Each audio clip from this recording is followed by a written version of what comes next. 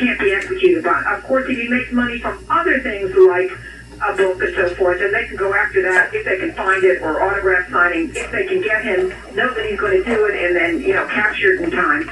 So, he's been playing cat and mouse a long time with the estate of Nicole Brown Simpson, with the estate of Ron Goldman, and that's where he is today. Now, where he's going to find the money for bond, I guess it depends on how much it's going to be, and we'll have to see what he does, or if he has any friends that decide to post it for him. Well, shoot, he has all his golfing buddies, and he has the guys who went to the room with him. I guess he's got a few friends left, but you're right. Yeah, good point. We're going to find it. We're going to find out pretty soon how many friends he really does have. All right, exactly. Bob Massey and Gloria Allred, always nice to talk to you. Thanks very much. Thank you, Laurie.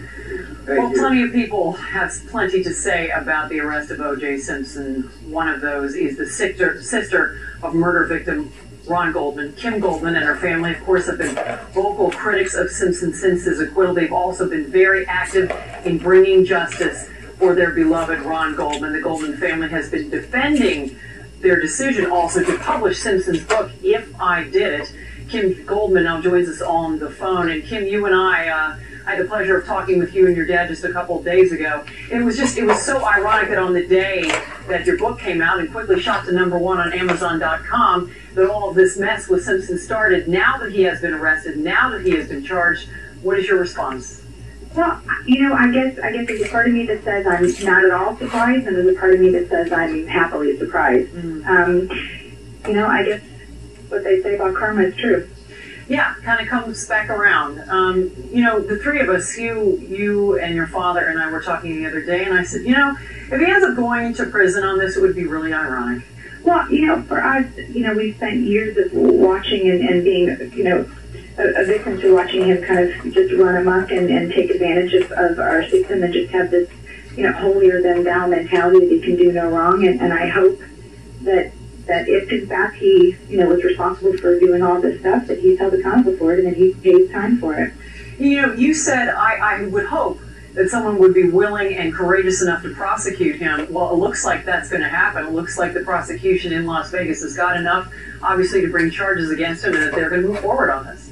Yeah, I just was landing here in Los Angeles, and my phone was going off the hook. And I bet. I am thrilled that there is enough evidence to go after him. Obviously, I don't want to get ahead of myself and jump too quickly at conclusions of what I hope to happen. But again, if he did what he's being accused of, I hope there's a strong enough case, and I hope that there's a courageous enough prosecutor and jury to convict him of what he's been accused of.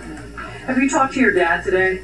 My dad has left me a couple of messages, very teary. Again, we don't want to get ahead of ourselves, but this has been 13 years of struggling and watching him sort of self-combust, and maybe this was his time. I mean, we said that about the book, that who he is depicted by what he wrote about in that book and what he showed himself to be this past weekend in Vegas.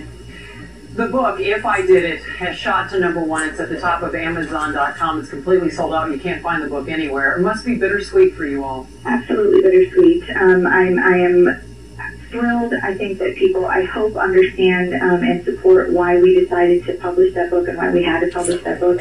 But at the end of the day, there is an incredible curiosity about him and who he is, and I don't think that will ever go away. But, this is a great insight into the mind of a killer and an abuser, and now a potential burglar.